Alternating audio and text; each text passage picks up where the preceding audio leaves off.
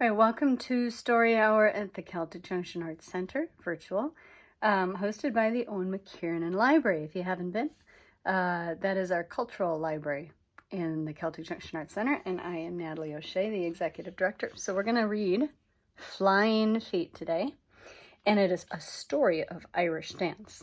The writer is Anna Marlis Burgard, illustrated by Leanne Dees, and it's published by Chronicle Books in San Francisco if you want to find it.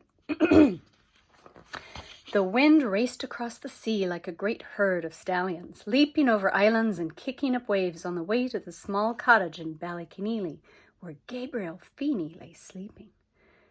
As the rattling of the windows shook the boy awake, two strangers rode toward his village.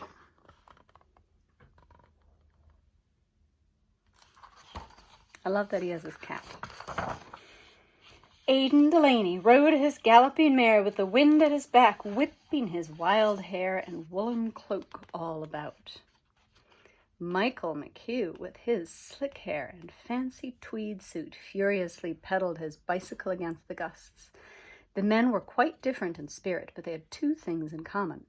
Both were grand dancers, and both were determined to teach their steps to every able body in Ballyconneely.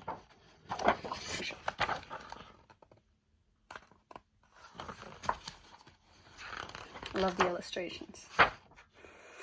When Gabriel heard the clip-clop of the horse's hooves, he ran outside, calling, "Diagweave! Hello! What brings you to Ballyconneely?" Michael and Aidan both replied, "I've come to teach the dancing." The strangers stared at each other in disbelief, scarcely trusting their own ears. How could it be that they arrived at exactly the same moment, in the same village, hoping for the same work?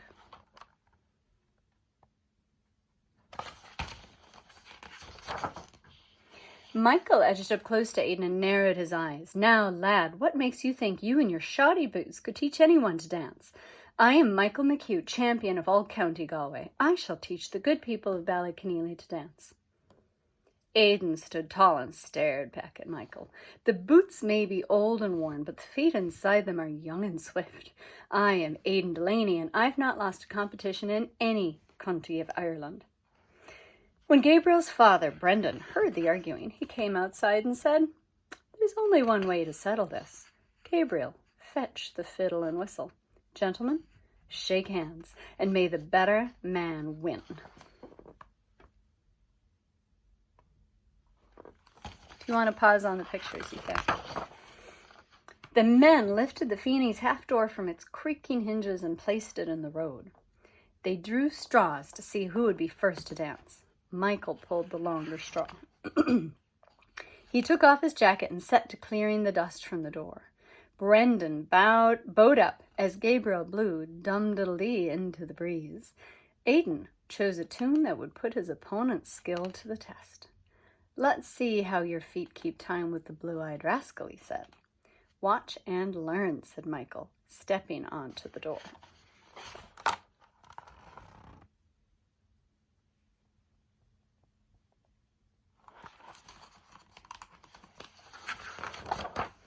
With the very first zings from the strings, Michael shot straight into the air, as light and quick as an arrow. He landed with a mighty thundering of feet, striking the wood with his soles, as if kicking stones aside, crossing left over right and right over left. He didn't miss a single beat, and as the tune wound down, he bounded from corner to corner of the door, finishing right in front of Aidan, who shouted, "Nicely done." I'd like to point out his feet aren't quite as turned out as we know they should be. It's old-fashioned. The audience grew as the music drew the neighbors near. Michael asked Aidan, "Could you step about to a hornpipe, perhaps the Rambling Rake?" "With pleasure," Aidan said, tossing off his cloak. Brendan slid his bow across the strings as Gabriel blew into the whistle. Aidan tapped his foot in time, then with a loud shout leapt as high as the hedgerow. He kicked his feet out from him and battered the boards as he landed, sending clouds of dust flying. Everyone cheered for his powerful dancing and wondered how Michael would best him.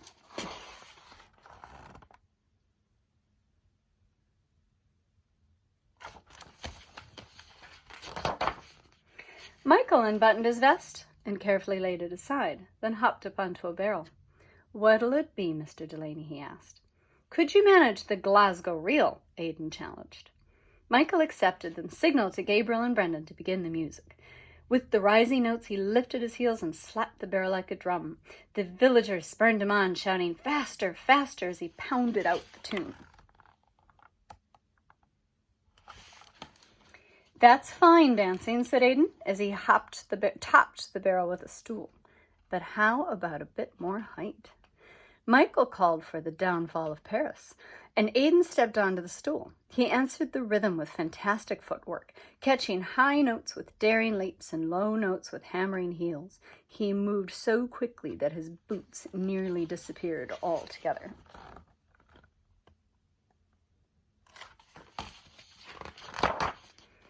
Michael scowled as the crowd cheered for Aidan, but only for a moment.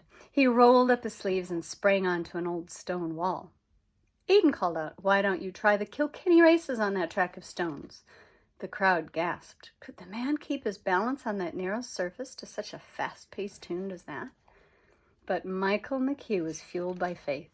He danced with such lightning speed, high in the air, firm on the stones, cutting back and across, that he landed his final steps in silence, as everyone stared wide-eyed and wonder-filled. Michael was confident that the competition was his.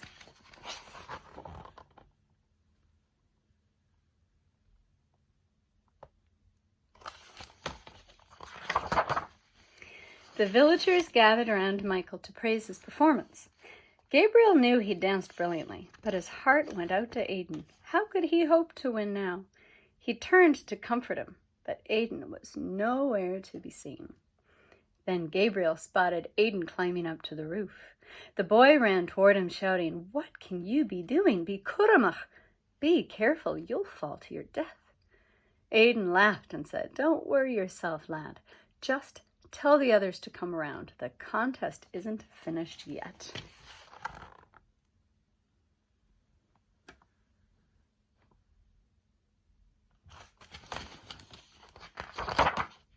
Michael could not believe his eyes. Aidan was climbing onto the chimney. Well, if he's going to risk life and limb, I'll pick the perfect melody to match his foolishness. He considered all the reels he knew. Then it came to him. A tune that only the very best master could keep time with. "Would you favor us with the Cooley races, Mr. Delaney?" he shouted up. Aidan accepted his challenge with a mischievous grin, and then...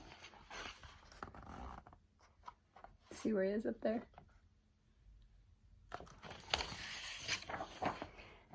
Swoosh! Up into the air he flew. First a scissor kick, then back double clicks, then a salmon's leap. He sprang into the heavens, performing every known step and creating one after another that not a soul had seen the likes of. Pops up like this.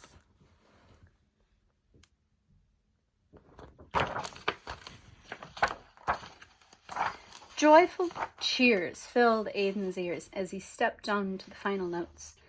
He hopped off the chimney and slid down the thatch, knowing that he had danced his very best. Gentlemen stepped forward to offer congratulations. Ladies waited to be introduced, and though Michael McHugh was not a man who liked to lose, he had to admit that he, too, had been spellbound. Brendan shook Aidan's hand and said, "Céad míle fáilte, 100,000 welcomes." And with those words, Aidan Delaney became the dancing master of Ballyconneely.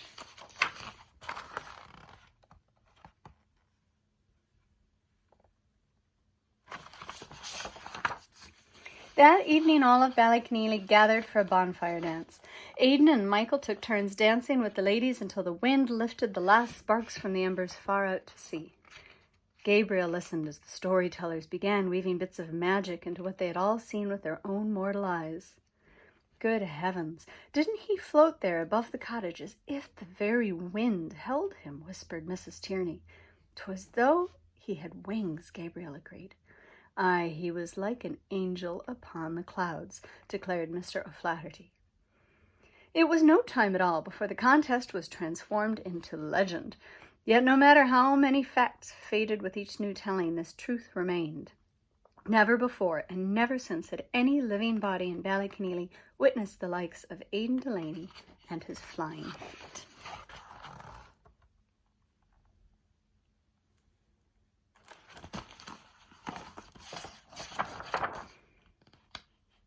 And that's the end. There's a lovely poem by William Butler Yeats at the end.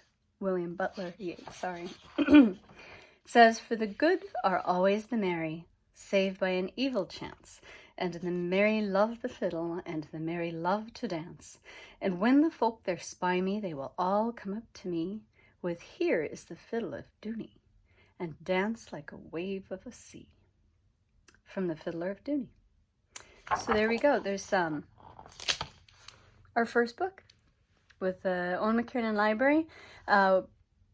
Join us again at noon for story time. We'll be looking at children's books from the Eoin McKiernan Library at the Celtic Junction Arts Centre, virtual edition. I'll go get my water now, and we'll see you back.